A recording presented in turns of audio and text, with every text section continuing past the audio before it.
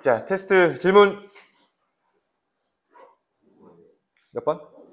9번. 자, 9번 문제 한번 같이 볼게요. 세빈이는 남아서 보자.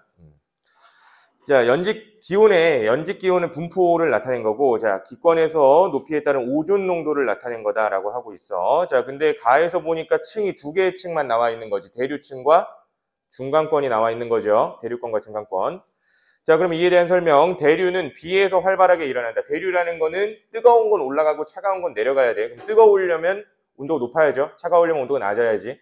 그러면 아래에 있는 게 뜨겁고 위에 있는 게 차가운 곳이 어디예요? B죠. 그치? 그렇기 때문에 B에선 대류가 일어난다라고 보시면 되고, 니은 자외선의 흡수는 A층보다 B층에서 활발하다. 뭘 통해서 할 수 있어요? 나의 오존 농도에 대해서 할 수 있죠. 오존층이 자외선을 흡수해준다. 뭐 이런 말이 되는 거잖아.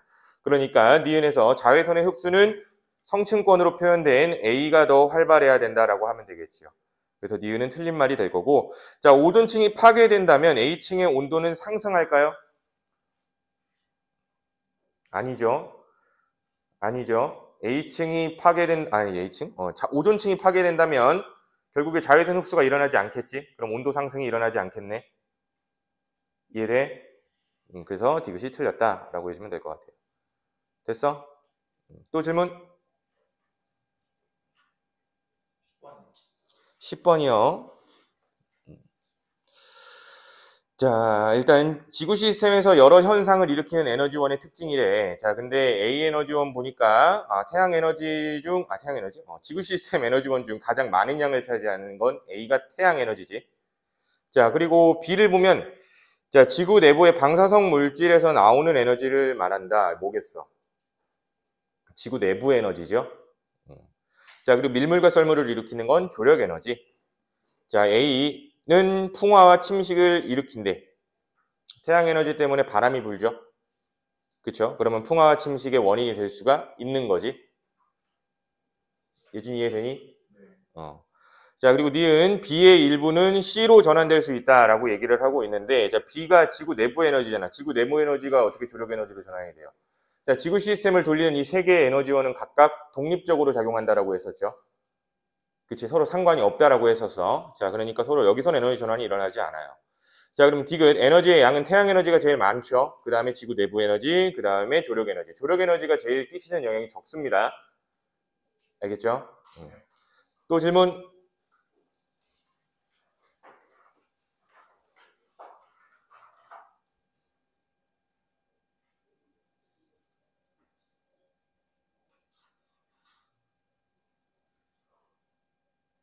없어요? 자, 없으시면 테스트 넘어가고. 자, 지난주에 우리 프린트 숙제 있었죠? 프린트 숙제. 그래서 프린트 숙제 먼저 좀 질문을 받도록 하겠습니다. 안 받으신 분들은 그냥 잠시 멍 때려줘. 자, 프린트 숙제. 안 갖고 왔어. 안 갖고 왔어. 갖고 오면 질문해.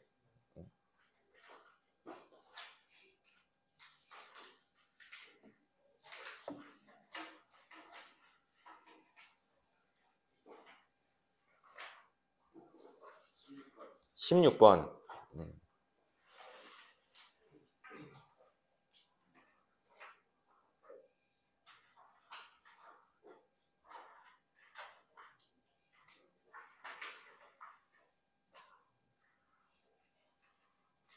자, 16번 문제입니다. 자, 탄소 순환의 과정을 일부를 나타내 준 거래. 이 문제 맞죠? 찬영아? 이 문제 맞지? 자, 그러면 A, B, C, D, E에 대한 예로 옳은 걸 골라보라는데 A는 지각이 대기에 영향을 주는 경우를 말하는 거래요. 근데 그런 예로 뭐가 나왔냐면 화산 활동이라고 나왔어. 지각이 대기에게 영향을 주는 활동이 화산 활동이래요. 되죠? 왜? 화산 폭발이 일어나면 여러 화산 가스가 대기로 날아가게 되는 거지. 그렇죠? 그렇기 때문에 1번은 답이 될 수 있겠네. 2번.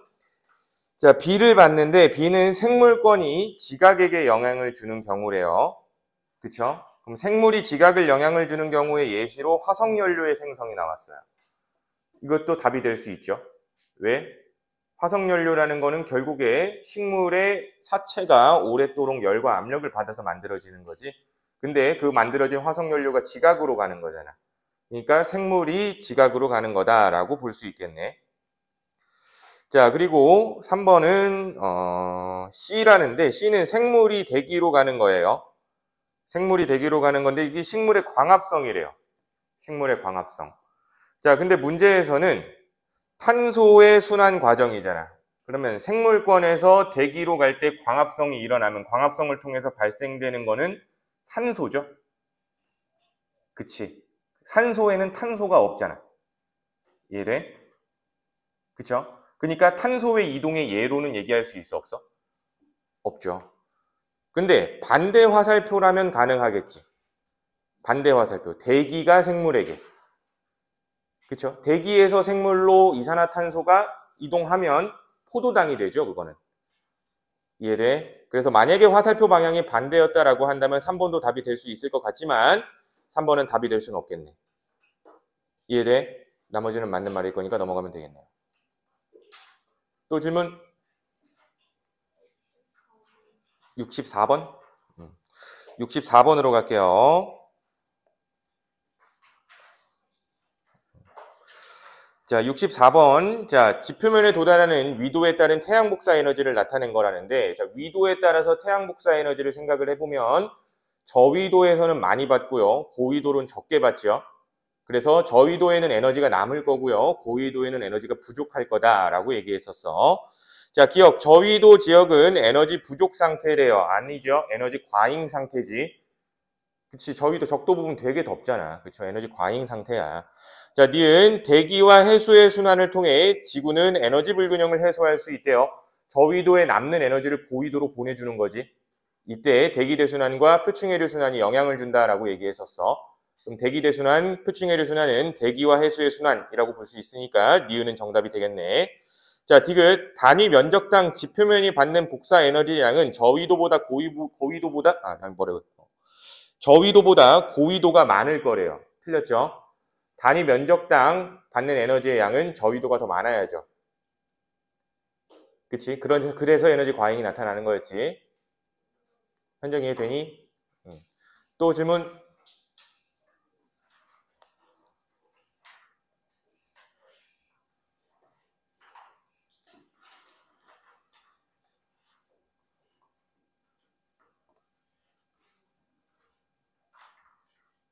없어요? 81번. 자, 81번에 질소의 순환 과정이다라고 하는데, 뭐, 지난주에 내가 질소 순환 과정은 따로 얘기를 해주지는 않았어요. 왜냐면 중요도가 좀 많이 낮은 거라서. 그래서 문제 해석, 자료 해석만으로도 풀 수는 있어. 그래서 한번 보도록 할게. 자, 질소는 기권에 가장 많이 존재하는 기체다. 맞는 말이죠. 질소는 공기 중에 한 70% 이상을 차지하고 있죠. 니은, 동식물에 전달되는 질소는 질산 이온 형태로 흡수된다라고 얘기하고 있어요. 맞는 말입니다. 알겠어? 자, 왜 그러냐면 부연 설명을 하나 하자면 공기 중에 존재하는 질소 N2죠. N2의 경우에는 우리 화학결합 배웠으니까 알 수 있어. 질소는 몇 중 결합을 하니? 3중 결합을 하고 있는 녀석이죠. 그치? 그럼 3중 결합을 한다는 얘기는 결합이 잘 끊어지지 않는다는 얘기지. 그럼 결합이 잘 끊어지지 않는다는 말은 화학 반응을 잘 하지 않는다는 거야. 그래서 질소 기체가 반응성이 거의 없어. 그래서 공기 중에 있는 질소를 가지고 생명체가 뭐 단백질을 합성한다든지 이런 물질 대사를 할 수는 없습니다. 알겠어? 그러니까 질소 그대로 사용하는 게 아니야. 질소 기체 그대로 사용하는 게 아니에요. 그래서 이 질소라는 게 뭐 토양이라든지 이런 곳에다가 질산이온 형태로 존재하게 된다면 식물이 그 질산이온과 함께 물을 빨아들여서 사용할 수 있게 돼요. 알겠죠? 자, 그러니까 결국에 니은은 맞는 말이 되겠죠. 자, 디귿 동식물의 배설물이나 사체는 분해자를 통해 분해되어 질소가 다시 기권으로 이동할 수 있다라고 얘기를 하고 있는데 그림을 보고 한번 생각을 해봐야겠네. 동식물의 배설물이나 사체는 분해자, 세균에 의해서 질산이온으로 전환. 분해자에 의하여 토양으로 이동.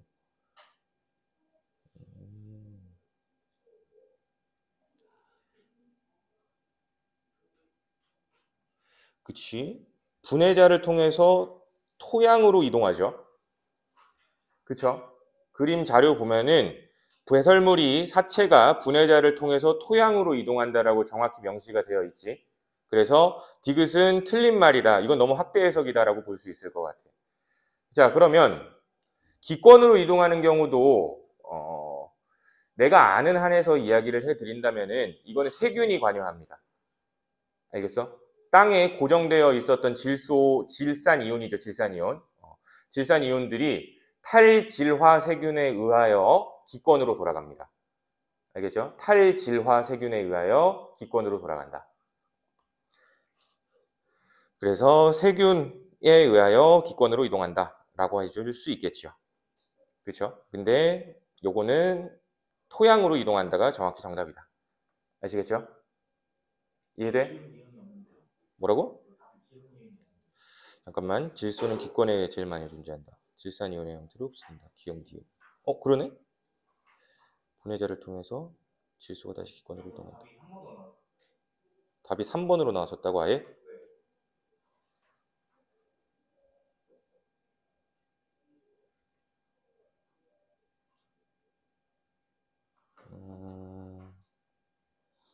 동식물에 전달된 질소는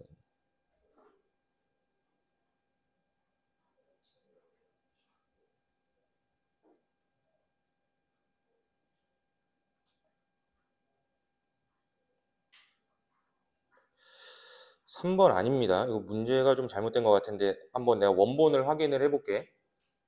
뭔가 오타가 나거나 그런 것 같거든. 원본을 한번 확인을 해보고 이따 쉬는 시간 이후에 다시 알려드리도록 하겠습니다. 또 질문?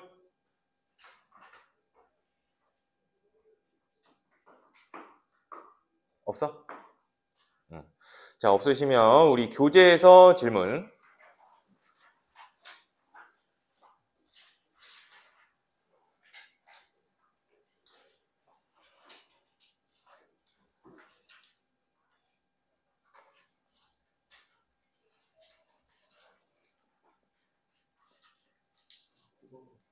(9번) 몇 페이지죠?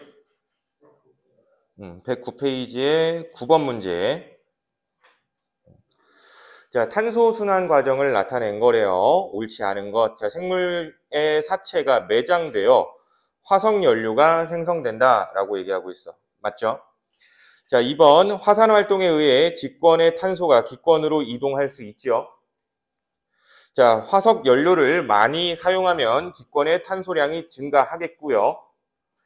자, 광합성은 기권의 탄소가 생물권으로 이동하는 과정이 맞죠. 기권의 이산화탄소가 생물권으로 이동하죠. 자, 그리고 화산 활동이 일어나면 지구 전체 탄소량은 증가해요. 지구 전체 탄소량은 항상 어떻다 그랬어? 일정하다 그랬죠. 그냥 각 권역을 옮겨 다닐 뿐 탄소의 양 자체는 항상 일정하다. 또?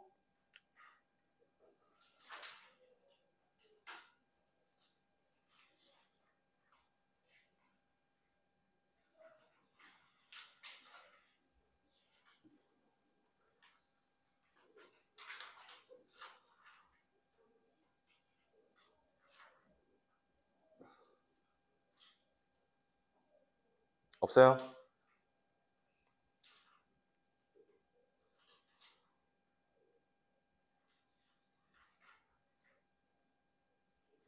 없어? 자, 없으시면 오늘 할 부분, 오늘 직권의 변화 들어갈 거예요. 책 펴시고요. 110페이지 수업 시작해 보도록 합시다. 자, 먼저 이제 오늘 직권의 변화에서 판 구조론이 가장 중요한 개념이고요. 판 구조론. 그래서 이 판 구조론에 따라서 판의 경계에서 어떤 일들이 벌어지는지 판의 경계를 구분하고 현상들을 이해하시면 되는 거예요. 근데 그게 메인 DC라고 생각을 했을 때 지금 앞에서 이야기하고 있는 화산 활동, 뭐 화산의 예방, 뭐 이런 것들은 그냥 부가적인 사이드 DC라고 생각을 해주셔도 될 것 같아요. 아시겠죠? 그래서 이 부분에 대해서는 내가 외우라는 것만 알고 계시면은 크게 문제가 없을 거야. 알겠죠? 한번 확인을 해보자. 자, 화산 활동 뭔지는 알고 있죠? 우리 영화나 드라마 이런 데서 많이 봤잖아. 그치? 화산 터지는 거, 그거 생각해 주시면 돼. 근데 이 화산 불출물의 종류에 대해서는 우리가 좀 기억을 해주고 계셔야 되는 게 화산가스의 주성분 알고 계셔야 됩니다. 화산가스의 주성분은 수증기입니다. 알겠죠? 화산가스의 주성분 수증기 요거 하나 암기해 주시면 될 것 같고요. 자, 화산 쇠설물이라는 거는 정의를 먼저 아셔야 돼요. 화산 쇠설물은 고체를 말하는 겁니다. 화산이 터졌을 때 뿜어져 나오는 고체를 우리는 화산 쇠설물이라고 불러. 자, 그래서 크기에 따라서 이야기를 해본다면은 제일 작은 게 화산진, 그 다음이 화산재, 그 다음이 화산력, 그 다음이 화산암괴 순이다라고 알고만 있으면 될 것 같아요. 그러니까 우리 한국말 할 줄 아니까 다 뜻을 알 수 있을 거야. 화산진, 목에서 분진 말하는 거죠. 분진, 가루보다도 더 작은 거예요. 화산재가 가루가 되겠죠. 쉽게 생각하면. 자, 그리고 화산력은 그냥 한 조약돌 정도 사이즈라고 보시면 되는 거고요. 화산암괴는 꽤 큰 돌덩이에요.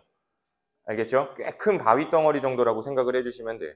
그래서 이런 화산 쇠설물들은 우리 화산이 터질 때 나오는 고체 물질들이다라고 이해하시면 되고, 용암은 마그마가 용암인데 결국에 마그마가 뿜어져 나오면 우린 그걸 용암이라고 부르는 거야. 근데 거기서 조금 더 얘기를 하면 뿜어져 나올 때 마그마 안에 있었던 가스들이 빠져나오죠. 그래서 우리는 그 화산가스가 빠져나온 마그마를 뭐라고 불러요? 용암이라고 부릅니다. 알겠죠? 그래서 이런 차이가 있다라고 보시면 될 것 같고, 자, 화산활동이 지구 시스템에 미치는 영향, 요거는 좀 별표를 쳐놔봐. 화산 폭발이 지구 시스템에 미치는 영향. 자, 일단은 화산이 터지면 화산재가 상공으로 올라갑니다. 근데 그 화산재가 태양 복사 에너지를 일부 가리게 돼요. 알겠죠? 그러면 태양 복사 에너지를 일부 가리게 되면 지구의 평균 기온이 조금 내려갈 수 있겠죠. 알겠죠? 그래서 화산이 터지면은 뜨거운 거니까 지구의 평균 기온이 올라가지 않아요 라고 생각하는 친구들도 있지만, 장기적으로 봤을 땐 화산재의 영향 때문에 평균 기온이 내려간다 라고 꼭 좀 기억을 해 주셔야 돼요. 알겠죠? 그리고 뭐 다른 것도 보면은 뭐 화산가스 유독 성분이라서 사람한테 위험하다, 용암이 흐르면 뭐 화산, 뭐 이런 도로, 건물, 농경지 등을 덮으면서 뭐 경제적 손실이 있을 수 있다. 이거 다 상식적인 얘기죠. 그래서 그냥 넘어가시면 될 것 같고, 자, 기타. 근데 긍정적인 영향이 하나 있어요. 화산은. 긍정적인 영향은 뭐 있을까? 그냥 속에 있었던 새로운 땅이 올라오는 거라고 생각할 수 있겠지. 그래서 굉장히 비옥한 토양을 만들어줄 수도 있어. 알겠죠? 그래서 화산 폭발이 꼭 그렇게 나쁜 것만은 아니다. 좋은 점도 몇 가지 있다. 알겠죠? 좋은 점 뭐야? 대표적으로 토양을 비옥하게 만든다. 그렇죠? 그래서 이렇게 보시면 돼. 자, 그리고 화산가스는 기권의 성분을 제공한데 수증기 이런 거 있는 거죠. 이산화황 뭐 이런 것들. 자, 그리고 해저 화산 활동은 해수의 염분을 구성하는 염화이온을 제공할 수 있다라고 하고 있어. 자, 우리가 예전에 1학기 때, 중간고사 때 살짝 얘기한 적이 있는데, 바다의 염분이 만들어지는 과정에 대해서 생각을 해봤을 때 나트륨 이온 같은 경우는 지표에서 녹아나가죠. 그치? 근데 염화이온의 경우에는 화산 폭발을 통해서 만들어진 화산가스가 녹은 거였어. 그래서 염화이온이 제공되기 때문에 결국 해수의 염분까지 만들어질 수도 있었다가 되는 거죠. 자, 그리고 뭐 광합성 작용에 영향을 주고 생명체 몸을 구성하는 물질에 제공한다. 뭐 상식적인 얘기라고 보시면 되겠네요. 자, 화산 피해를 줄이는 방법. 분출 전 관찰을 잘하자. 이게 끝이야. 알겠죠? 관찰을 잘하자. 화산에 전조 증상들이 있죠. 터지기 전에. 그런 것들을 미리 잘 관찰을 해서 미리 대피를 하고 용암이 흘러나올 걸 대비해서 미리 이제 제방을 쌓고 하자는 얘기지. 알겠죠? 상식적인 얘기 이것도. 자, 화산 분출을 했을 때는 빠르게 뭐 대피를 한 거 미리 대피했었어야겠죠. 그리고 분출물에다가 직접 물을 뿌려서 온도를 낮춰주는 뭐 이런 예방작용도 있다 보시면 될 것 같아요. 알겠죠? 자, 화산은 그냥 이게 끝이고 넘어가시면 될 것 같고, 이제 지진에 대해서 좀 이야기를 해보도록 할게요.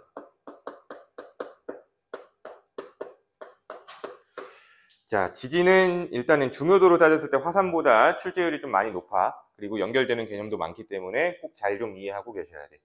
자, 지진이라는 거는 어떤 파동이 이제 전달이 돼서 우리가 살고 있는 곳까지 영향을 주면 그게 지진이라고 얘기를 한다는 얘기죠. 근데 지진에서 우리가 알아야 되는 거는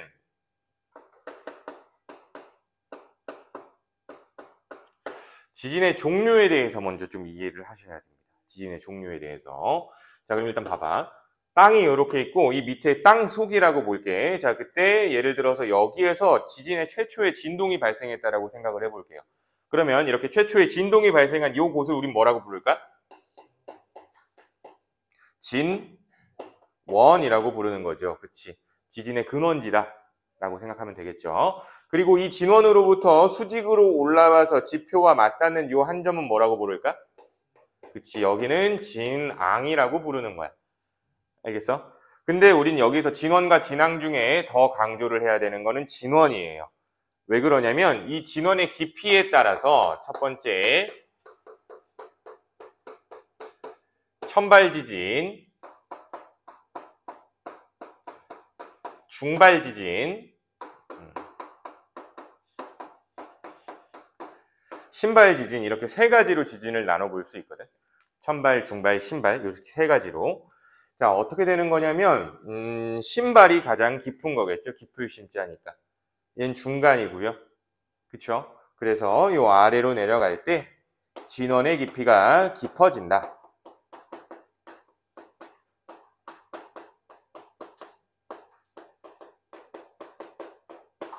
자, 이렇게 생각을 해주시면 될 것 같아요. 자, 그러면 여기에서 우개념 하나만 잡고 갈게. 그럼 진원의 깊이가 깊으면 그 지진의 강도가 강해질까 약해질까? 상관없어요. 정답은 상관이 없다야. 그래서 우개념 하나 잡는다 그랬어. 진원 깊이와 지진의 강도는 상관이 없다. 그러니까 무슨 소리냐면 천발 지진이라도 강하거나 약할 수 있어요. 신발 지진이라도 강하거나 약할 수 있어. 알겠지? 그러니까 진원 깊이에 따라서 그 지진의 강도 자체는 상관이 있다 없다? 없다. 알겠지? 자, 그러고 이 지진의 에너지 근원은 뭐니? 지진의 에너지 근원? 지진의 에너지는 그치. 지구 내부 에너지야. 방사성 붕괴에 의한 에너지를 말하는 거죠. 자, 또 하나.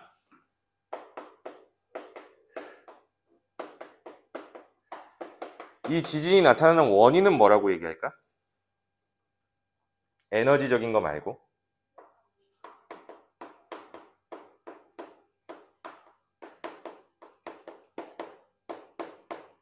멘틀의 대류가 원인이에요. 멘틀의 대류가 원인이에요. 지진에 대해서 요거 좀 기억을 해주시면 좋을 것 같아요. 자, 그러면 책은 다음 페이지로 넘어오셔도 될 것 같습니다. 다음 페이지로 넘어오시면 자, 지진으로 인한 피해. 자, 상식적으로 이해 가능하지요. 뭐 산사태, 지진 해일 등 화재, 질병 등이 발생할 수 있다. 화재는 왜 화재가 나타날까? 그치, 뭐 그것도 있는데 이제 도심 지역에서 지진이 발생한다라고 하면은 뭐 가스관이 폭발한다든지 이런 원인도 있어. 알겠지? 뭐 이런 화재 그리고 뭐 질병이 발생할 수도 있다. 자, 그리고 강한 진동에 의하여 뭐 건물, 도로, 구조물 등이 파괴될 수 있다. 뭐 당연한 이야기지. 자, 지진 피해를 줄이기 위한 방법 뭐 있대요? 대표적으로 내진 설계. 자, 예전에는 우리가 건물을 지을 때 한국은 지진에 의한 안정권이다 라고 생각이 됐기 때문에 사실 내진 설계를 거의 그냥 가라로 하든지 안 하든지 뭐 했었어. 근데 요즘은 그렇지 않죠. 가까운 과거에 생각을 해보면은 수능 전날에 포항에서 지진 터졌던 거 기억나니? 그치, 뭐 그것만 생각해 본다라고 하더라도 이제 더 이상 지진이 옆나라 일본에 대한 얘기만은 아니죠. 우리도 좀 조심을 해야 돼서 이제 신축 건물 이런 것들을 보면은 내진 설계가 거의 필수로 들어갑니다. 알겠죠? 자, 그리고 지진 경보 시스템을 구축을 하고 지진 발생 시 대처 방법을 미리 숙지한다. 자, 우리 이미 다 하고 있죠.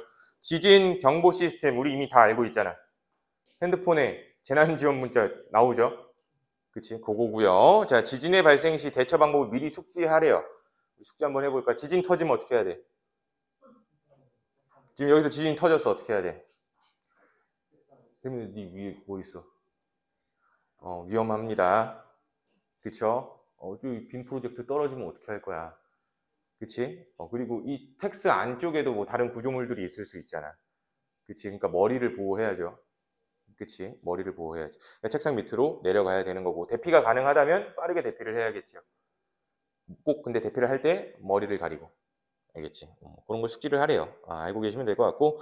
자, 이제 판구조론 갑시다. 여기가 메인 DC라고 얘기를 했었어. 자, 그러면은 변동대라는 말이 나오네요. 변동대.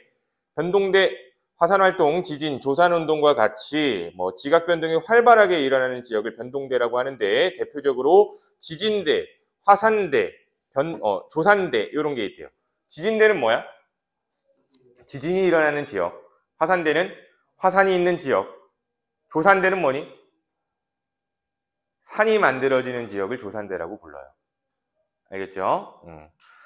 자, 그래서 지진대와 화산대, 우리 그 그림만 한번 보고 갈게요. 화산대, 지도 한번 봐봐.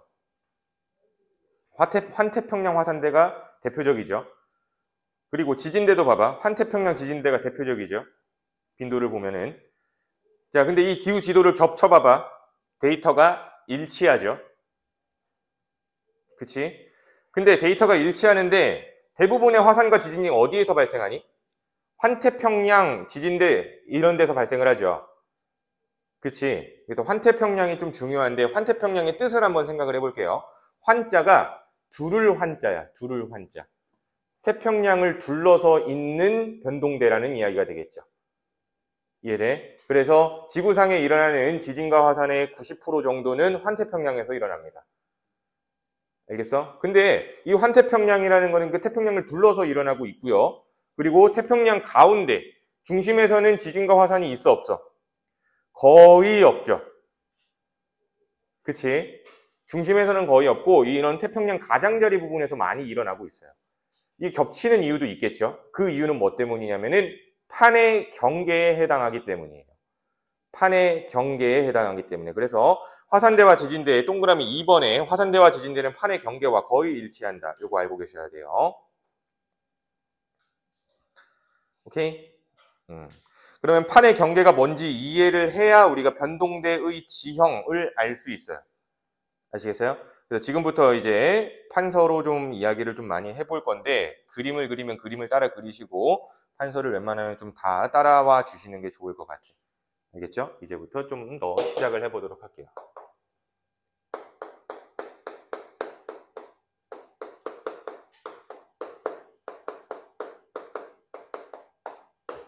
자, 그럼 일단은 우리 판이라고 얘기하고 있는데 판이 뭔지 알아야 돼. 판이 뭔지. 뭐 일상생활에서도 쓰는 말이죠. 판때기 뭐 이런 거. 그쵸? 어차피 판때기 하나만 갖다 줘봐 뭐 이런 식으로 얘기를 할 때 그 판이 맞는데 우리는 직권에서 판을 이야기하는 거는 지각과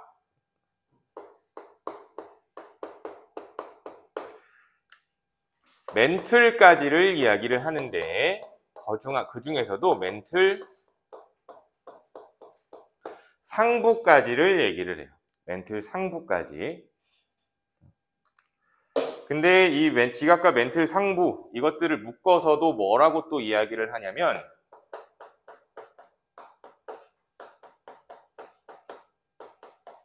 암석권이라고도 이야기를 해. 암석권. 지구 내부를 한번 좀 그려본다면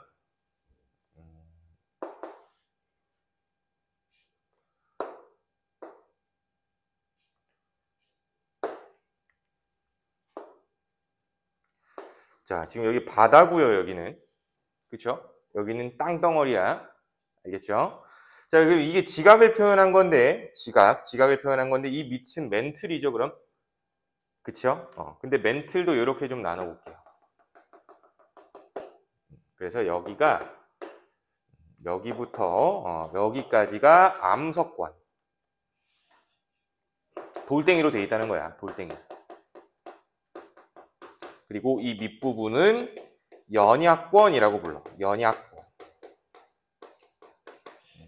암석권, 연약권 이런 식으로. 연약권은 왜 연약권이라고 부를까?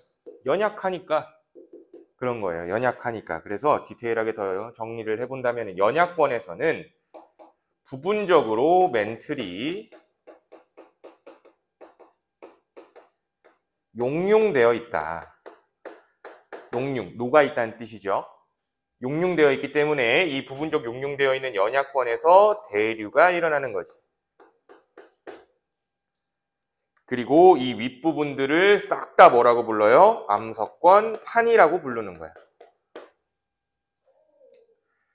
대표적인 오답 하나. 자, 암석권은 지각에 해당한다. 맞아, 틀려? 틀렸죠. 암석권은 지각만을 얘기하는 게 아니라 멘트 상부까지 포함을 해준다라는 얘기지. 자, 그러면 판의 종류도 이제 좀 더 마저 얘기를 해볼 건데 요렇게 나눠봅시다. 요렇게 나눠봤을 때 여긴 대륙 지각을 포함하고 있는 판이죠. 얘는 해양 지각을 포함하고 있는 판이야. 그래서 판의 종류를 두 가지로 나눌 건데 얘를 대륙판, 얘를 해양판 이렇게 나눠볼 거야. 자, 그래서 대륙판은 특징을 한번 좀 잡아볼게. 대륙판은 두께가 두꺼워요, 얇아요? 두껍죠. 왜? 대륙 지각 자체가 두꺼워서 그래. 알겠죠? 대륙 지각 자체가 두껍기 때문에 대륙판의 두께는 두꺼워요. 근데 대륙판의 밀도는 작아요. 낮아요. 대륙판의 밀도는 낮아요. 하나 더, 두 번째. 해양판. 해양판은 두께가 얇죠? 근데 밀도는 무거워요. 요런 차이가 있어. 요런 차이가 있어. 자, 그럼 밀도에 대해서 한번 이렇게 더 이해를 해보도록 할게. 자, 밀도가 낮은 이유, 밀도가 높은 이유. 이건 왜 그런 거냐면은 해양판은 해양 지각을 포함하고 있는데 해양 지각의 주성분이 뭐냐면 현무암질 암석들로 이루어져 있어. 현무암질 암석. 현무암 본 적 있죠? 그쵸? 언제 봤어? 제주도 가서 본 적 있어요. 제주도 가서. 제주도. 수련회 가니? 올해? 2학년 때가? 1학년 때 수련회 가고 2학년 때 수학여행 가는 거 아니야? 아예 없어졌어? 수학여행밖에 없어 이제? 진짜로? 아, 그래? 그러면은 수학여행을 제주도로 가겠네? 모르겠어요? 제주도로 가겠지? 꼭 가야지. 그럼 또 그 얘기해볼까? 제주도는 다 좋은데 물가가 너무 비싸요. 물가가 개 비싸 진짜. 둘이 밥 먹으러 어디 그냥 들어가면은 기본이 10만 원이야. 둘이 밥 먹으러 어디 들어가면 그냥 10만 원이야. 아씨, 졸라 비싸. 그 돈이면은 그냥 서울에서도 똑같이 먹을 텐데. 그치? 왜 굳이 거기까지 가서 먹는지 모르겠지만 어찌됐건 내가 그거 아는 게 내가 작년 7월에 결혼을 했어. 코로나 때. 그래서 해외여행을 안 갔죠. 신혼여행으로. 그래서 제주도를 갔는데 제주도에서 해외여행 간 것만큼 돈을 많이 썼어. 물가도 비싸고 그리고 우리 여행 스타일상 나가는 거는 밥 먹으러 나가기만 하고 웬만하면 다 호텔에 있었어. 그냥. 호텔 안에서만. 룸서비스 엄청 시켜먹고 치킨 한 마리 막 8만 원에 시켜먹고 룸서비스가 그렇게 비싸요. 근데 8만 원짜리 치킨을 먹어보니까 와 맛있긴 하더라. 근데 다음에 한번 여행 가면은 부모님한테 룸서비스 시켜먹고 보자. 8만 원짜리 치킨 겁나 맛있다고 황선생님이 얘기했다고 얘기해봐봐. 시켜주실까?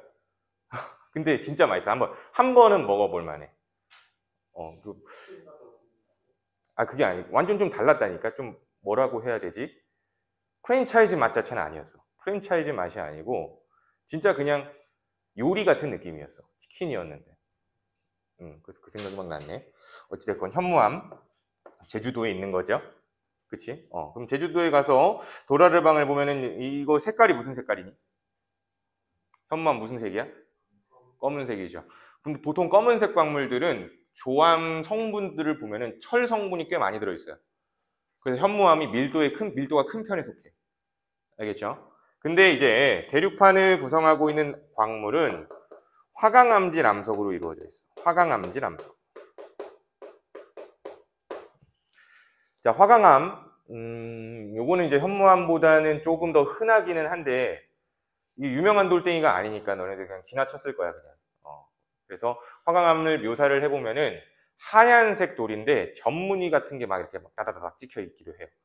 그런 것들이 보통 이제 화강암인데, 화강암은 그러면 내가 방금 얘기했듯이 색깔이 흰색이죠. 그러면 철 성분이 그렇게 많지는 않겠죠. 그치? 그래서 밀도가 큰 편에 속해, 작은 편에 속해? 작은 편에 속해요. 그래서 화강암 밀도가 작기 때문에 대륙판이 밀도가 작은 거고, 현무암 밀도가 크기 때문에 해양판이 밀도가 큰 거야. 알겠어? 그래서 요 화강암질, 현무암질 요것도 외워줘야 돼. 나온다잉. 알겠어요? 요것도 나와요. 요것도 외워줘야 돼. 그래서 판의 종류는 이렇게 우리가 나눠볼 수 있어. 근데 이제 지구 전체에서 보면은 결국에 크고 작은 판들이 여러 개로 지구를 이루고 있는 거거든. 크고 작은 판들 여러 개가 지구를 이루고 있는데 그 판들의 경계를 우리는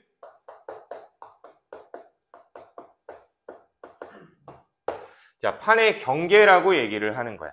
판의 경계. 일단은 판의 경계에서 세 가지 판의 경계를 얘기를 할 건데 먼저 첫 번째로는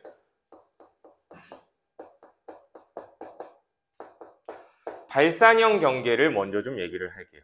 발산형 경계. 자, 발산형 경계는 판과 판이 서로 멀어지는 경계.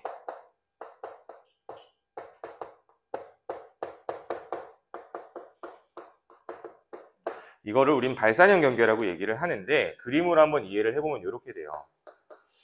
지각이 이렇게 있어요. 일단 지각이에요. 지각이 이렇게 있는데 이 아래에 멘틀 대류가 일어날 수 있겠죠. 그래서 이 위쪽으로 멘틀이 위로 올라오는 부분이 이렇게 있어. 자, 그리고 이 녀석이 요렇게 내려가겠죠. 멘틀 대류 때문에. 그렇죠? 내려간다라고 했을 때 얘가 계속적으로 가다 보면은 여기가 뚝 끊어져서 판이 요렇게 움직이는 거야. 알겠어? 그러면 결국에 요 판은 서로 멀어지게 되겠지. 두 판은 서로 멀어지게 되겠지. 이런 경계를 우리는 발산형 경계라고 불러. 그럼 발산형 경계의 특징은 이런 얘기죠. 발산형 경계라는 곳은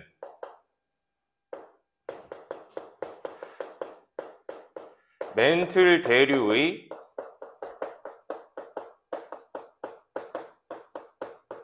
상승부라고 얘기할 거야. 알겠죠? 멘틀 대류의 상승부라고 얘기할 거야. 그래서 발산형 경계는 멘틀 대류가 올라오는 곳이고 판이 서로 어떻게 된다? 멀어지는 곳이다. 라고 이해해 주시면 될 것 같아. 됐니? 자, 그런데 이 발산형 경계를 또 두 가지로 나눌 거예요. 발산형 경계 중에서 첫 번째로 만약에 대륙판과 대륙판 사이에 발산형 경계가 발생한다면 어떤 지형이 만들어질지 한번 생각을 해보도록 할게요. 간단합니다. 이것도. 대륙판이 이렇게 있고 대륙판이 이렇게 있어. 그때 멘틀 대류가 여기서 상승을 해요. 그래서 멘틀이 이렇게 움직이면서 판과 판이 서로 멀어지는 결과가 나타날 건데 얘네들이 대륙판이래. 그랬을 때 이 사이에서 만들어지는 지형을 우린 뭐라고 부르냐면은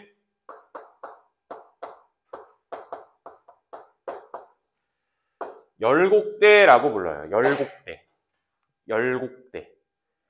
열곡대에서 열곡이 뭘 말하냐면 뜨거운 골짜기야. 뜨거운 골짜기.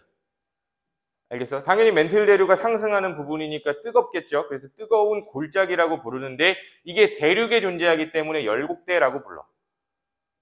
알겠죠? 자, 근데 하나 더, 두 번째. 이렇게 생각해야 돼. 시간이 많이 흘러요. 열곡대가 있는 곳에서 시간이 많이 흘렀어. 그러면은 어떤 일이 벌어지냐면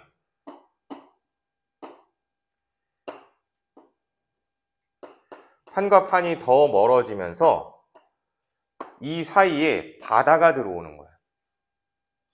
이제 이거는 해양판이라고 볼 수 있다는 거지. 이제 해양판으로 볼 거야. 그래서 해양판 사이에 멘틀 대류가 상승해서 마그마가 막 뚫고 올라왔어요. 알겠죠? 그럼 마그마가 막 뚫고 올라와서 여기에 요렇게 골짜기가 이렇게 봉우리 지어서 생기는 거지. 이해돼요? 계속 흘러내리는 거야. 계속. 이해됐니? 근데 그러다 보면은 얘가 여기로 움직이고 하기 때문에 계속적으로 여기에 새로운 지각이 만들어지면서 채워지는 거지. 무슨 말인지 이해돼? 새로운 지각이 만들어지면서 채워지는 거야. 그래서 해양판과 해양판 사이에서 이게 지금 바닷속입니다. 결국에 이게 바닷속이에요. 여기에서 만들어지는 요 지형, 요걸 뭐라고 부르냐면은 요거는 해령이라고 불러요. 해령. 해는 당연히 바다 해자겠죠.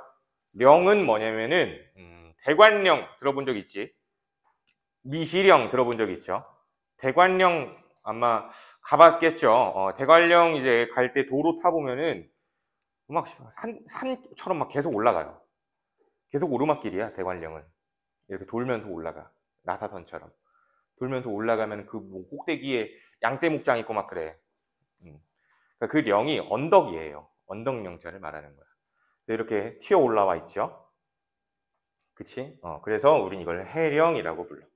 근데 해령에서 중요한 거는 아까 얘기했어. 해령에서는 새로운 해양 지각이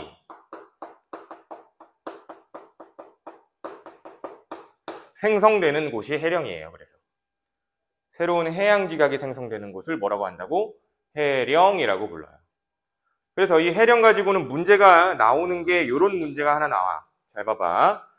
지각을 이렇게 나눠가지고 여기를 A 지각이라고 얘기를 하고요. 여기를 B 지각이라고 얘기를 해볼게. A 지각과 B 지각. 문제 이렇게 나옵니다. 지각의 나이는 A와 B 중에 누가 더 많을 거냐면 A가 더 많아요. A가 더 많아. 왜? 해령에 가까운 지각이면 가까운 지각일수록, 가까우면 가까울수록 더 최근에 만들어진 지각일 거니까. 이해돼? 이게 자꾸 밀린다 그랬죠? 결국에 A가 여기에 있었을 때도 있었던 거야. 알겠어? 자꾸 밀리면서 A는 여기에 와 있는 거고 B가 새로 만들어진 거지. 이해돼? 그래서 결국 나이에 대해서 얘기한다면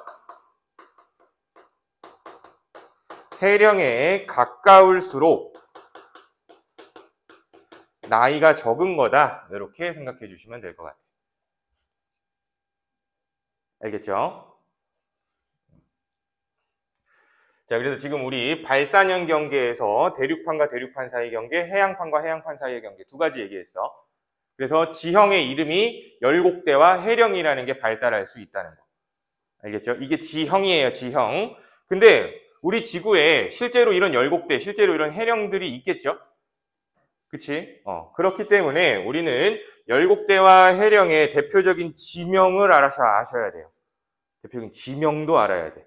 그러니까 경계 이름, 지형 이름, 지명 이름 이 세 가지가 동시에 돼야 돼. 알겠죠? 그래서 열곡대의 대표로는 어떤 열곡대가 있냐면 열곡대는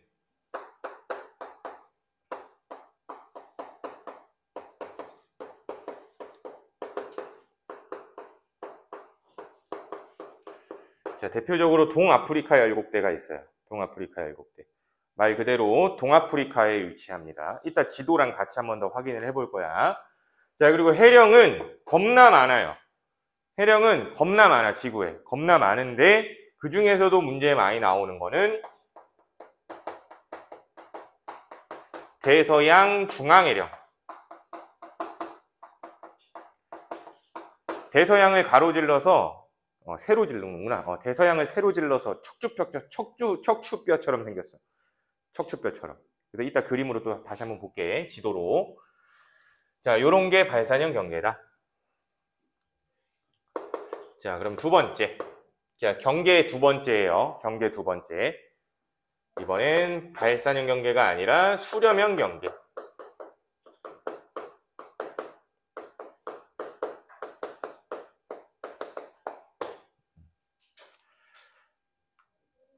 자, 수렴이라고 얘기하면은 하강이에요, 하강. 발사는 상승이고요. 수렴은 하강이야. 그래서 결론부터 얘기하자면 수렴형 경계는 멘틀 대류가 하강하는 곳을 말하는 거고, 근데 이 멘틀 대류가 하강하기 때문에 판끼리는 서로 가까워지는 거예요. 판끼리는 서로 가까워지는 거예요. 됐죠?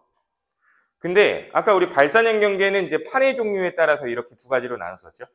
근데 수렴형 경계도 마찬가지로 판 종류에 따라서 나누기는 할 건데 이름이 붙어요. 이거는 어떤 이름이 붙는지 봐봐. 첫 번째, 수렴형 경계 중에서도 섭입형 경계예요. 수렴형 경계 중에서도 섭입형 경계라는 곳이 있어. 근데 섭입형 경계의 예제는 두 가지로 들어볼 수 있는데, 먼저 첫 번째로 대륙판과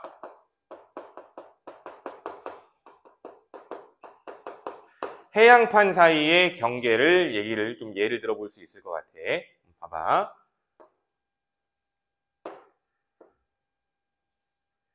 자, 얘는 대륙판이야. 그리고 요게 해양판이다.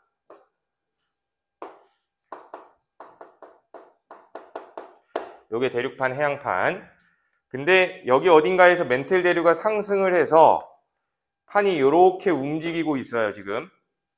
얘도 마찬가지로 판이 요렇게 움직이고 있어. 그럼 멘틀 대류가 하강하는 부위에서 경계가 나타날 수 있겠죠?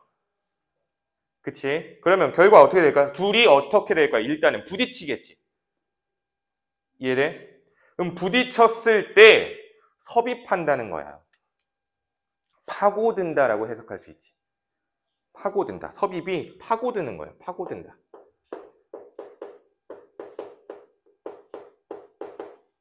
파고든다. 그러면 파고듣는데 대륙판이랑 해양판 중에 누가 파고들까? 우리 이미 원리를 알고 있는데 대륙판은 밀도가 작죠. 해양판은 밀도가 크죠. 부딪혔어. 밀도가 큰 게 파고드는 거야. 알겠어? 그래서 요 해양판이 이렇게 파고드는 게 나타납니다. 해양판이 파고들어요. 그럼 잘 생각해봐. 예를 들어 여기에 해령이 이렇게 하나 있었다고 해볼게요. 해령이 하나 있었어. 그럼 해령에서 새로운 해양지역을 만들죠. 그래서 만든 게 계속 밀리겠지. 밀리다가 여기 이 경계에서 어떻게 될까? 부딪히면서 소멸되는 거야. 멘틀 아래로 내려가서 녹겠죠, 결국에. 이해돼요? 그래서 요 사이에서 나타나는 지형이 어떤 지형이냐면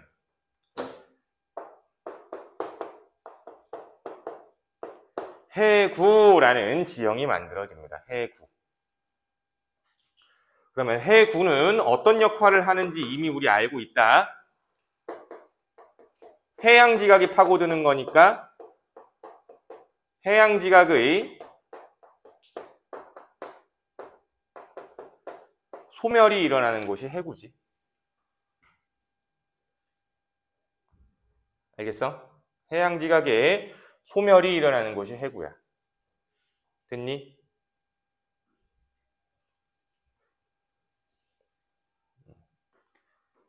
자, 그러면 여기에서 이제 해구라는 지형이 만들어지는데 또 다른 지형이 한 가지 더 얘기할 게 하나 남았어. 뭐냐면 봐봐. 해양이 여기를 파고들면서 대륙판과 해양판 사이에 마찰이 있겠죠. 마찰이 일어나게 되면은 이 대륙판이 이렇게 울어요. 알겠어? 마찰이 일어나기 때문에 대륙판이 이렇게 구부러져. 드르르르르륵 드르륵 하면서 막 긁어서 내려가니까 여기가 우는 거야. 뭔 말인지 이해돼? 그럼 여기는 우리가 보기에 산으로 보이겠죠? 산이 이렇게 만들어져. 그래서 이렇게 만들어지는 산을 대륙판 쪽에 습곡산맥이 만들어진다라고 얘기를 해요. 알겠죠? 대륙판 쪽에 습곡산맥이 만들어진다.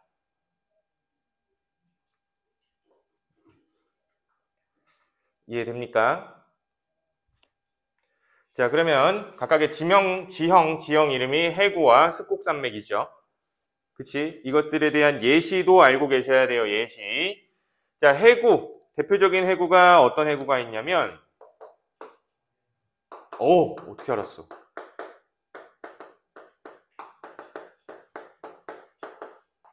마리아나 해구, 그리고 뭐 일본 해구,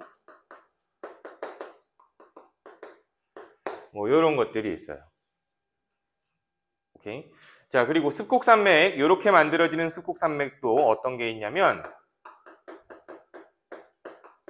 안데스 산맥이 대표적으로 이렇게 만들어져 있어요. 안데스 산맥 어디에 있어? 남미에 있죠. 그쵸? 안데스 산맥이 만들어지는 원리가 이런 식으로 만들어졌다라고 해요. 됐니? 자, 내가 세 가지 기억하라 그랬어. 판의 경계 이름, 그치? 그리고 만들어지는 지형의 이름, 대표적인 지명까지 외워줘야 돼. 자, 그래서 섭입형 경계에 한 가지 더 있습니다. 또 섭입형 경계야. 해양판과 해양판. 해양판과 해양판. 자, 해양판이고요. 해양판이야. 자, 같은 해양판이라도 밀도 차이에 의해서 뭔가 하나는 섭입합니다. 알겠죠? 뭔가 하나는 섭입해. 마찬가지로 여기에서 만들어진 것도 우린 뭐라고 부를 거냐면 해구라고 부를 거야. 똑같이. 알겠어? 똑같이 해양지각이 소멸하는 곳이에요. 근데 중요한 건 뭐냐면은 여기에서 마그마가 녹아 내려가는 거지, 여기. 이 섭입면을 따라서 마그마가 녹아요.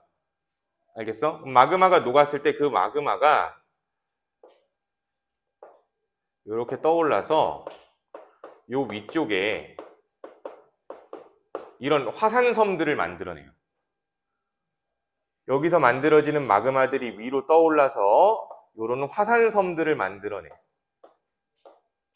알겠어? 그러면 이런 화산섬들은 또 뭐라고 부르냐면은 이게 달라요. 이 화산섬들은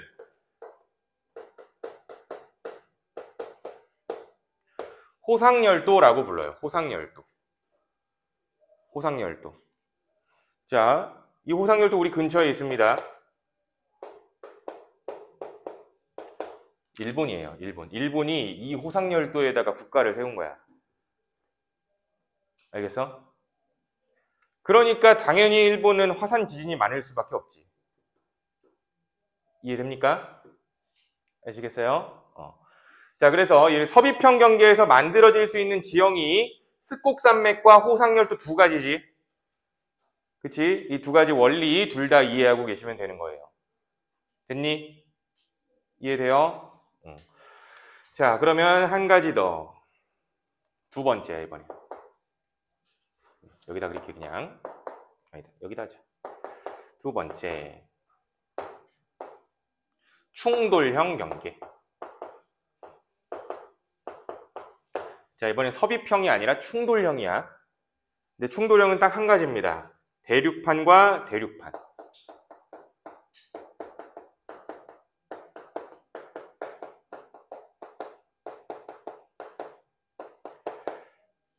자, 지금 대륙판과 해양판은 섭입형이었어. 해양판과 해양판은 섭입형이었죠.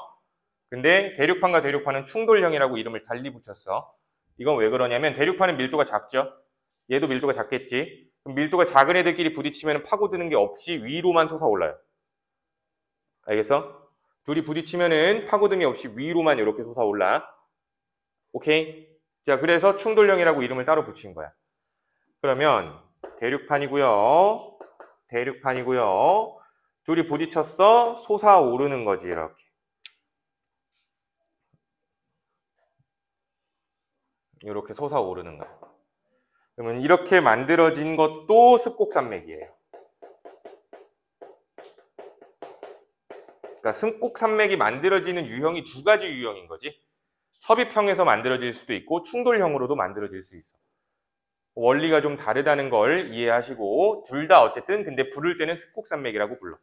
근데 이렇게 만들어진 습곡산맥은 예를 들어 어떤 게 있냐면 히말라야가 이렇게 만들어졌어요. 히말라야 산맥이 이렇게 만들어졌어. 그러니까 안데스 산맥과 히말라야 산맥은 다른 예시죠. 서로 다른 예시야. 그래서 지금 우리가 수렴형 경계까지 얘기를 좀 한 겁니다. 됐어? 자, 그러면 이제 여기에다가 필기를 조금 덧대 볼게요. 이 원리는 이해됐지? 원리는 이해됐어. 그러니까 판의 경계에서 이런 조산 활동들이 일어나는구나 라고 이해하시면 되는데, 여기다 필기를 덧대 볼 건 뭐냐면은 지진의 종류와 화산 활동이 있는지 없는지, 그거의 디테일을 좀 더 잡아볼게. 자, 열곡대에선 뜨거운 골짜기라며 화산 활동 있겠어 없겠어? 당연히 있어요. 당연히 있어요. 자, 그리고 지진 활동도 있을 거야. 땅이 움직이니까 지진도 있을 거예요. 근데 지진 활동이 있지만 잘 봐봐. 결국에는 판과 판이 서로 멀어지기만 하고 부딪히거나 파고드는 게 없죠. 그러니까 이 녀석의 경우에는 진원의 깊이가 깊게 형성될 수가 없어. 알겠어? 그러니까 상대적으로 보면 이런 얘기야. 이런 경우에는 파고드는 게 있으니까 진원이 여기에서 발생될 수도 있어. 혹은 여기 진원이 발생될 수 있는 겨를이 있단 말이야. 파고드는 게 있으니까. 근데 파고드는 게 없잖아. 그럼 진원의 깊이가 깊을 수 있겠어 없겠어? 없어요. 그렇기 때문에 이런 발산형 경계에서는 화산 활동은 있겠지만 지진에서는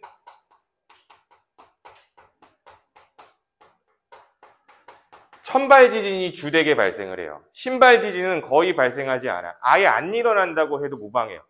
그러니까 신발 지진 X라고도 기억해주면 좋을 것 같아. 알겠죠? 천발 지진이 발생하는데 신발 지진 X라고 보시면 돼. 알겠니? 됐어? 자, 해령도 마찬가지야. 화산 활동, 얘도 마찬가지야. 해령도 마찬가지야. 화산 활동 천발 지진이라고 기억을 해줘. 알겠지? 됐니? 자, 그러면 수렴형 경계로 다시 돌아와봐. 수렴형 경계. 방금 여기서 얘 이해시키느라고 얘기했죠, 이미. 그쵸? 그러면 여기에서는 일단 화산 활동 있을까 없을까? 화산 활동 당연히 있겠죠? 마그마가 녹는 거니까. 그치? 마그마가 존재하니까 화산 활동이 있을 거야. 자, 근데 지진에 대해서 보면은 신발 지진이 발생하겠죠. 근데 신발 지진이 발생한다면 중발, 천발은 당연히 발생하는 거야. 이해돼요? 여기에서 지진 발생하면 신발, 여긴 중발, 여긴 천발 이렇게 되는 거니까. 무슨 말인지 이해돼? 그래서 화산 발생하고요. 신발 지진도 있을 수 있다. 해구도 마찬가지. 여기도 마찬가지. 됐니? 오케이? 그래서 이렇게 디테일 잡아주는데 한 가지 더. 이제 충돌형. 자, 히말라야라며. 히말라야 이미지를 떠올려봐. 만년설이 있죠. 여기가 화산지대니? 아니지. 화산지대면 만년설이 다 녹겠죠. 그러면 당연히 충돌형 경계에서는 화산 활동 있는 거야, 없는 거야? 없어요. 또 봐봐. 지진은 신발일까, 천발일까? 신발 지진 일어날까, 안 일어날까? 이건 안 일어나. 내가 강조한 게 뭐야? 신발 지진 일어나면 파고들어야 돼. 파고들어, 안 파고들어? 못 파고들어, 그쵸? 대륙판 밀도가 가벼우니까. 이해돼? 그러니까 여기에서는 신발 지진이 일어나지 않고 천발과 중발이 이렇게 일어난다 라고 기억해 주시면 될 것 같아요.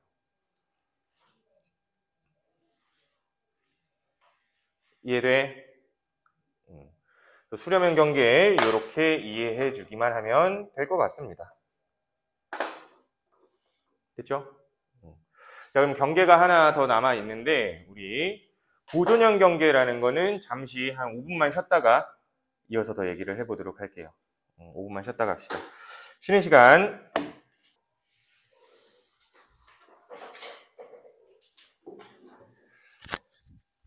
자, 이제 다시 좀 시작을 할 건데 아까 우리 숙제 질문에서 뭐 이상한 문제 하나 있었죠? 그거 다시 좀 얘기를 할게. 원본을 확인해 보니까 이렇게 되네.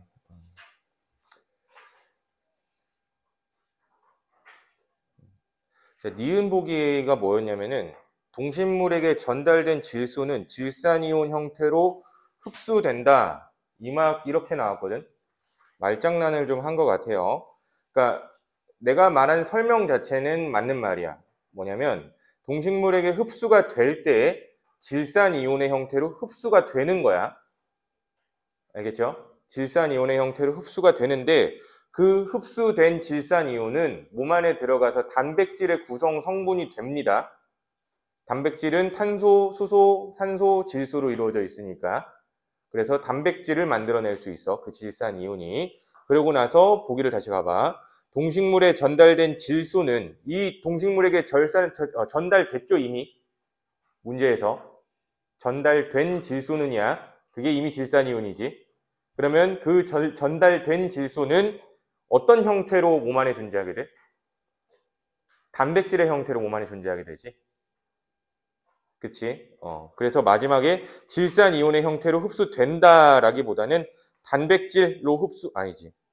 뭐라고 쳐야 돼, 이걸 그러면? 질산이온의 형태로 흡수된다는 아니죠. 이미 흡수가 된 거니까. 알겠어?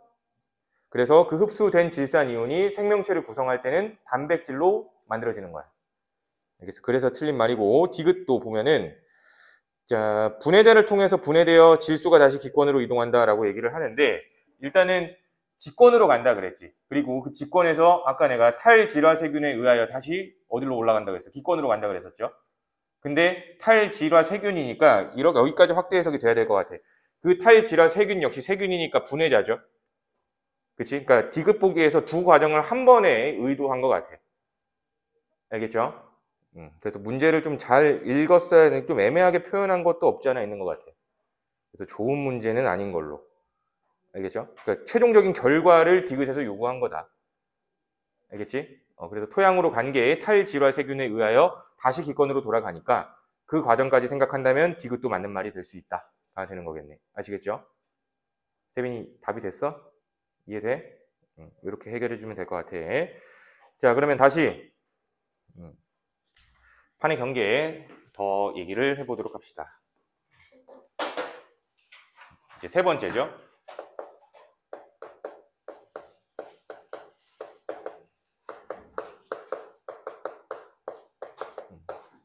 자, 보존형 경계예요. 보존형 경계. 자, 그럼 보존형 경계는 키워드를 좀 적어본다면은 뭐냐면 판이 어긋나는 부분을 우리는 보존형 경계라고 불러요. 판이 어긋나는 부분을. 그림으로 이해하면 이런 느낌인 거예요. 어떤 판이 이렇게 있다라고 했을 때 여기에 해령이 하나 있었던 거야. 해령입니다. 해령. 그리고 여기에도 해령이 이렇게 하나 있었어. 그럼 해령에 의해서 양쪽으로 판이 이렇게 움직이고 판이 이렇게 움직일 거야. 부서졌네?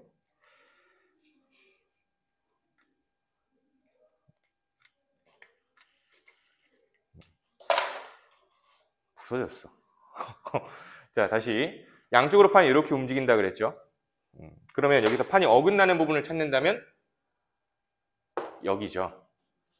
그치? 그래서 우리는 여기를 보존형 경계라고 불러요. 알겠죠? 근데 여기서 더 주의해야 되는 거, 우리가 문제를 풀 때 더 주의해야 되는 부분은 여기야. 여기. 분명히 요 판과 요 판의 이동 속도는 달라서 왠지 상대 속도 차이 때문에 어긋날 것 같이 느껴져요. 근데 우리가 알아야 될 건 뭐냐면 판의 이동 속도는 1년에 고작 몇 cm가량이에요. 굉장히 우리 느낄 수 없을 정도로 작은 수준이죠. 그치? 그랬을 때 여기에서 어긋나는 건 거의 어긋나지 않는다라고 생각해야겠지. 이해돼요? 그렇기 때문에 여기는 보존형 경계라고 하지 않을 거고 애초에 판 경계 자체가 아니야. 알겠니? 여기 부분은 애초에 판 경계가 아니다. 여기도 애초에 판 경계는 아니겠지. 같은 이유로.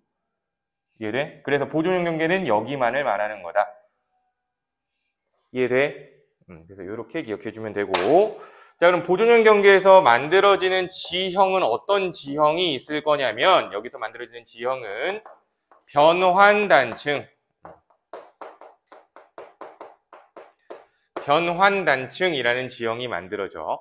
근데 이 대부분의 변환단층은 지구상의 대부분 그냥 해저 밑에 있어요. 해양지각 쪽에 많거든. 알겠어? 근데 하지만 우리가 거의 유일하게 대륙에 존재하는 변환단층이 한 가지가 있거든. 그래서 그 단층은 좀 외워놔야 돼.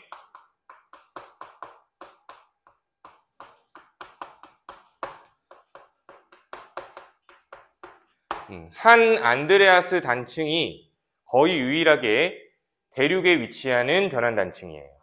그래서 북미에 붙어 있어요, 이건. 알겠죠? 그래서 요거까지 기억해 주면 돼요. 그리고 또 하나, 자, 화산 지진도 또 하나 얘기를 해보자. 자, 화산 있을까? 없어요. 그냥 판이 이동하는 것 뿐이야. 알겠어? 화산 없어. 근데 지진에 대해서 생각을 해보면, 지진에 대해서는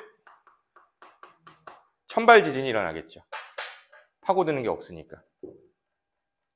아시겠어요? 자, 그래서 이렇게 수업을 들어주시면은 천발 지진이 일어날지 신발 지진이 일어날지는 스스로 판단이 가능할 거야. 알겠어? 그래서 지금까지가 우리가 메인 디쉬를 드신 거라고 생각해 주시면 될 것 같고요. 그러면 이렇게 메인 디쉬 먹은 걸 적용을 좀 시켜볼 건데 어디에다 적용시켜 볼 거냐면 지도에다가 한번 적용을 시켜봅시다. 자, 117페이지를 한번 펴보십시오. 우공비가 웬일로 좀 좋은 그림을 넣어놨어. 우공비 참 수업하다 보면은 내가 원하는 그림이 없고 막 이래가 좀 답답했는데 내가 원하는 그림이 하나 있어서 좋아요. 이 지도에다가 한번 표기를 한번 싹 다 해보도록 할게. 자, A부터 한번 볼까요? A. 자, A에서 지금 보니까 화살표 방향이 양쪽 방향으로 있죠? 판이 멀어지고 있다는 뜻이지. 그치? 판이 멀어지고 있다는 뜻이죠. 그러면 여기는 일단 A는 발산형이야, 수렴형이야, 보존형이야? 발산형이겠죠. 멘틀 대류가 상승하는 곳이고. 자, 근데 위치를 보니까 여기 대륙이 어떤 대륙이니? 자, 어떤 대륙이니? 여러분들 문과 가시면 안 돼요. 이과 오셔야 돼요, 꼭. 알겠어? 어떤 대륙인지 모르면 이과 와야 된다잉. 아프리카죠. 그치? 아프리카의 동쪽에 있네요. 그래서 A에 있는 게 뭘까? 동아프리카 열곡대예요, 이게. 알겠죠? 여기에 동아프리카 열곡대가 있어. 자, 그림 순서대로 갈게. 그냥 A, B, C, D로 안 하고 찾기 편하게. 자, D 볼까요? D. D. 자, D의 화살표 방향이 서로 모이고 있죠. 가까워지고 있다는 거지. 그쵸? 가까워지고 있다는 거죠. 그럼 여기는 발산형이야, 수렴형이야? 수렴형 경계, 멘틀 대륙 하강하겠죠. 근데 지금 대륙과 대륙이 부딪히고 있네요. 수렴형 경계 중에서도 충돌형 경계겠지, 이건. 그럼 여기서 산이 하나 크게 올라와 있겠네. 그러면 뒤에 있는 산은 어떤 산일까? 그치, 맞죠. 히말라야죠, 여기가. 그쵸? 히말라야죠, 여기가. 히말라야 갈 때 우리 어디로 가야 돼? 인도로 가죠. 그치, 나마스테 하잖아, 이제 막 등반인들이 서로. 그래서 이 뒷부분, 여기 인도 붙어 있는 쪽, 여기가 히말라야 충돌형 경계다. 아시겠죠? 여기에서 화산 없고요. 지진은 천발 지진과 중발 지진 정도가 발생한다. 자, 또 E로 가볼까요? E. 자, E도 마찬가지로 수렴형 경계인데 바다죠, 바다. 해구가 발달해 있겠지. 그치? 그리고 여기 위에 보니까 화산섬들이 조그맣게 들어있을 거예요. 그래서 여기 호상열도가 만들어질 거고, 호상열도. 그래서 여기 열도의 이름을 우리는 알류산 열도라고 지명을 정해놨어. 알류산 열도가 여기야. 알류산 열도. 돼요? 자, 그리고 C로 가봐. C. C는 저 화살표가 반대 방향으로 어긋나고 있지. 그쵸? 반대 방향 어긋나고 있어. 무슨 형 경계야? 보존형 경계가 되겠죠, 여기는. 변환단층이 있을 거고요. 북미에 붙어있는 산 안드레아스 단층이라고 얘기했었죠. 그래서 여기가 산 안드레아스 단층이다. 자, F로 가볼까요? F. F. 자, 지금 해양판과 대륙판이 부딪히면서 해양판이 파고들고 있을 거야. 그쵸? 해구가 만들어지긴 할 건데 그 남미 뒤쪽으로 산맥이 하나 크게 발달되어 있을 건데 안데스 산맥이 F에 있는 거예요. 알겠어? 안데스 산맥이 F에 있는 거예요. 됐니? 자, 그리고 B로 가볼까요? B. B는 해령을 의미합니다. 해령. 그래서 여기 부분, 그 B를 따라서 아래쪽으로 쭉 길게 연결되어 있는 까만 선들이 쭉 척추뼈처럼 있죠. 척추뼈처럼. 거기가 대서양 중앙 해령이에요. 그러니까 대서양을 세로 질러서 이렇게 이제 뭐 해령이 발달되어 있죠. 그치? 여기를 대서양 중앙 해령이라고 불러. 알겠니? 근데 대서양 해령을 보니까 화살표 방향만 잘 봐봐. 대서양에는 해구가 있니 없니? 해구 없어요. 그것도 좀 알고 계세요. 해구는 태평양에 많아. 대서양에는 해구가 있다 없다? 없다. 해령만 있어요. 대서양에는. 알겠죠? 그래서 그렇게 기억해 주면 될 것 같아요. 그리고 각 지점에 따라서 어떤 경계들이 되어 있는지는 밑에 세부적인 그림이 있으니까 한번 이해를 더 잘 해보시면 되겠지. 아시겠어요? 그래서 이 부분에 이 파트에서 중요한 거는 경계에 따른 지형, 지명, 화산활동, 지진활동을 각각 이해하고 그 각각 이해한 것을 최종적으로 지도에서 찾을 수 있어야 돼. 문제는 지도로 나오거든. 이렇게 A, B, C, D, E, F 해놓고 예를 들어서 A와 D에서 공통적으로 일어나는 현상은 뭐 이런 거. 이렇게 물어볼 거니까 최종적으로는 방금 배웠던 우리 내용들을 지도에서 찾을 줄 알아야 돼요. 지도에서 못 찾는다면 이걸 다 알아도 문제 못 풀어요. 아시겠어? 뭘 어떻게 공부해야 되는지 이해가 되죠? 그래서 지도랑 꼭 연관을 지어서 공부를 해달라라고 좀 부탁을 할게. 자, 그러면 우리가 일단 개념 자체는 다 나갔어, 지금. 개념 자체는 다 나갔어. 그래서 문제 다지기 부분에 문제를 좀 풀어보고요. 그리고 숙제 프린트 또 드릴 건데 숙제 프린트에서도 문제 몇 가지 좀 같이 해보고 오늘 마무리를 하겠습니다. 자, 가보자.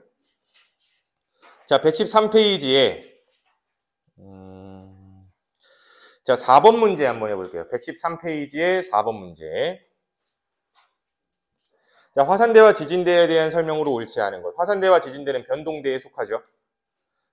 그리고 하나 더 적어본다면 조산대라는 것도 있죠. 조산대. 화산활동은 태평양 가장자리보다 중앙에 활발하대요. 그래요? 아니죠. 중앙은 판의 경계가 아니지. 그렇기 때문에 가장자리에서 더 활발해야 돼. 자, 지진대는 주로 띠 모양으로 분포한대요. 이유는 판의 경계이기 때문이지.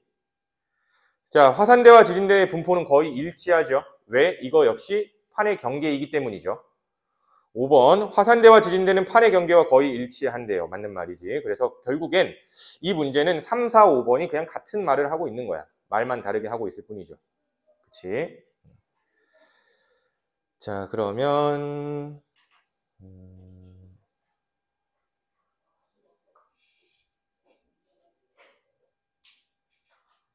15번 문제 한번 볼게요. 15번 문제. 전 세계 판의 분포를 나타낸 거래. 이에 대한 설명으로 옳은 것은 자, 지구 표면은 10여 개의 크고 작은 판으로 이루어져 있대요. 맞니? 맞는 말이지. 자, 그리고 판의 경계에서 두 판이 서로 멀어지거나 가까워지거나 어긋난데 이걸 판의 경계라고 한다는데 멀어지는 경계는 이름이 뭐니? 발산형 경계. 가까워지는 건 수렴형 경계. 어긋나는 건 보존형 경계. 자, 태평양판과 북아메리카판의 경계에서는 변환단층이 만들어질 거래요. 태평양판과 북아메리카판의 경계에서 화살표 방향을 봐봐. 어긋나고 있죠? 변환단층 맞지? 그러면 여기에 변환단층 지명이 뭐니? 산 안드레아스 단층. 그쵸? 이것도 외워놔.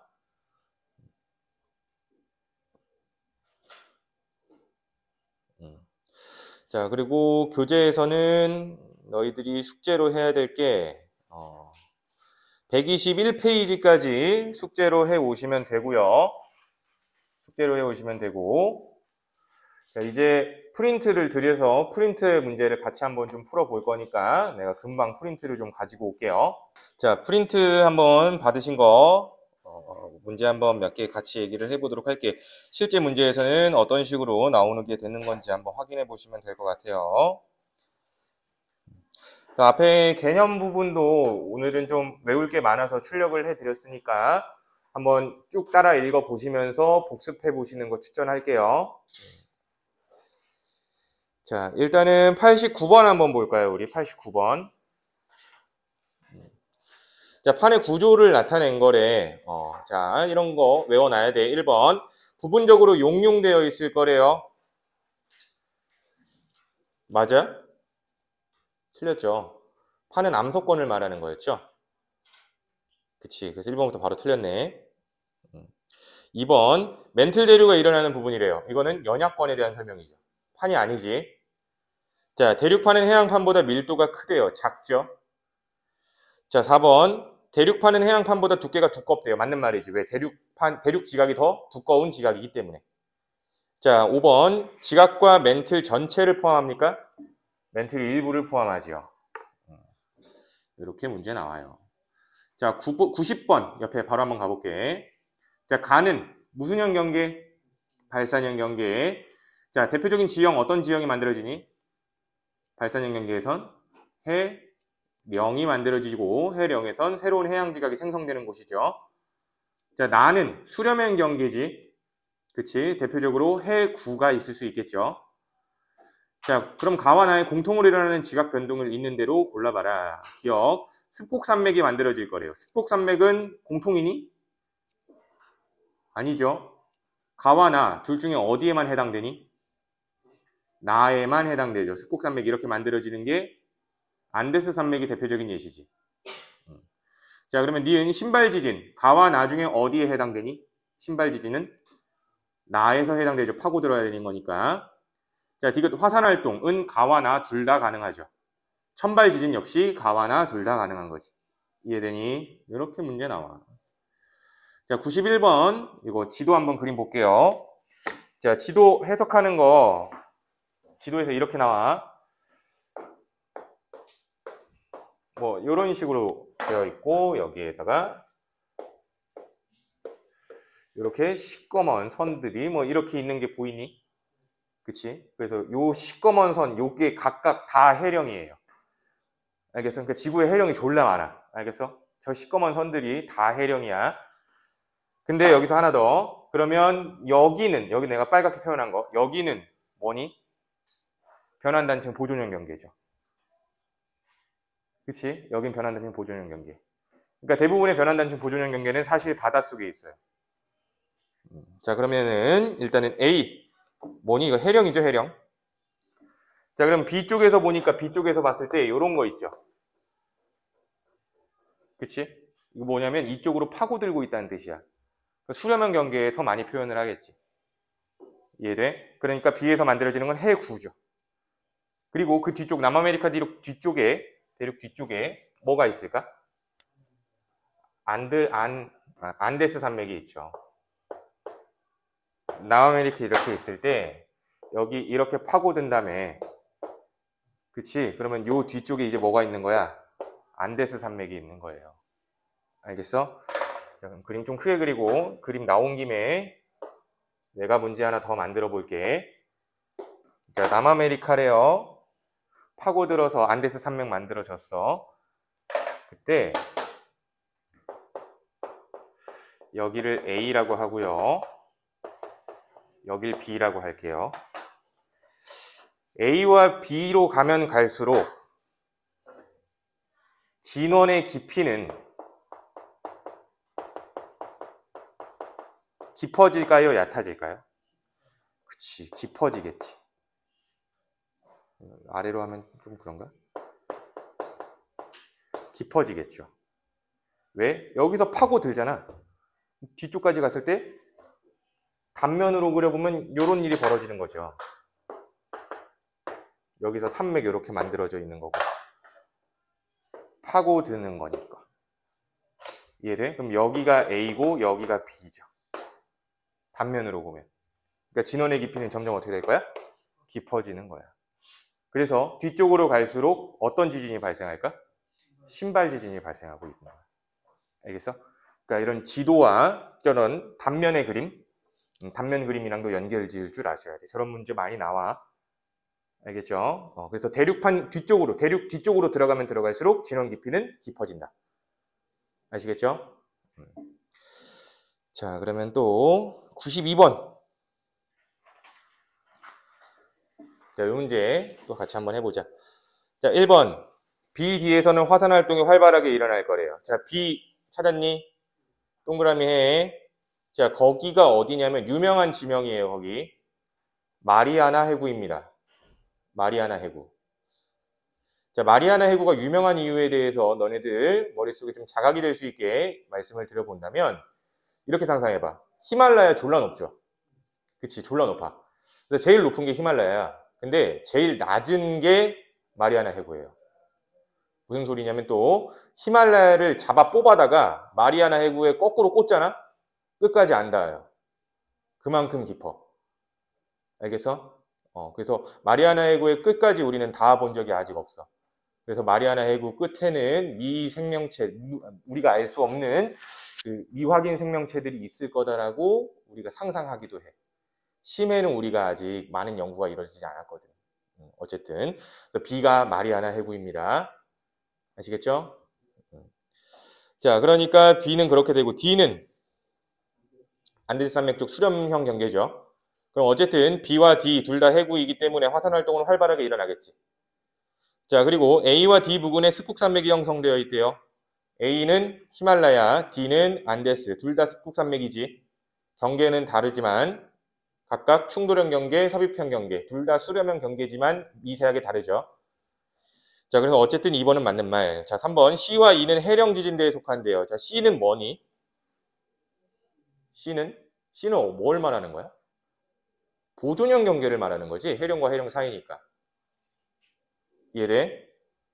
이해돼요? 그리고 E는 대서양 중앙해령을 말하는 거지. 그쵸? 그러면 어쨌든 둘 다 지진은 일어날 거야. 그치? 자, 그러면 3번 다시 읽어봐봐. C와 E는 해령 지진대에 속한데 해령 지진대 무슨 뜻일까? 해령 때문에 지진이 발생하는 곳을 말하는 거야.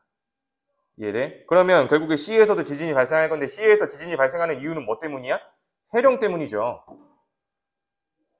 됐니? 그래서 해령 지진대에 속한다. 3번도 맞는 말이죠.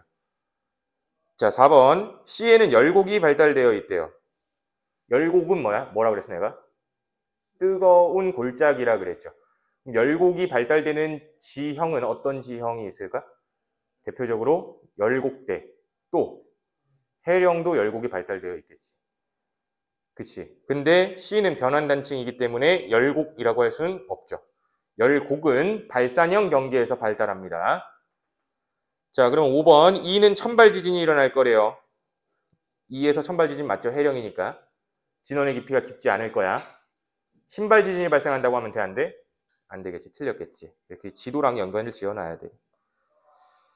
자, 밑에 93번. 93번까지 여기까지만 한번 같이 해보자. 자, A, B, C, D, E 중 다음과 같은 지질 현상이 모두 일어나는 곳을 찾아보래요. 찾아봐봐. 1분 드릴게요.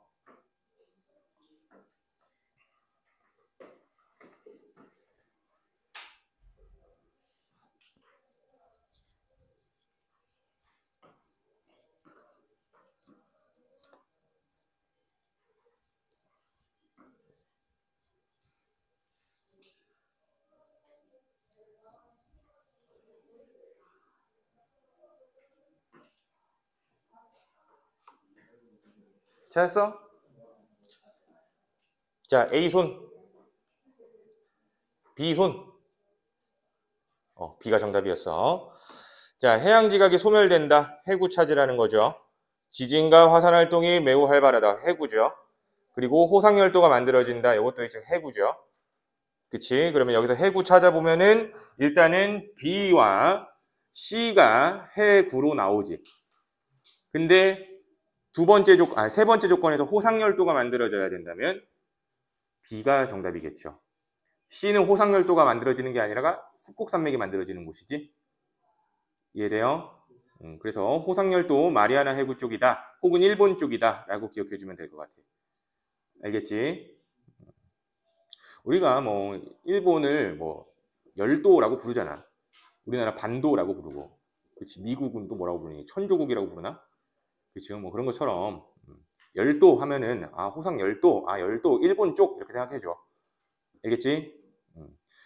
자, 그럼 문제 이렇게 우리가 한번 풀어보고요. 숙제는 아까 얘기했듯이 교재 부분이랑 방금 드린 프린트 다 해오시는 겁니다. 문제 수가 꽤 많아, 이번 주. 그러니까 좀 부지런히 하셨으면 좋겠습니다. 아시겠죠? 자, 그러면 수업 듣느라 수고하셨고요. 집으로 가시면 됩니다. 수고하셨습니다.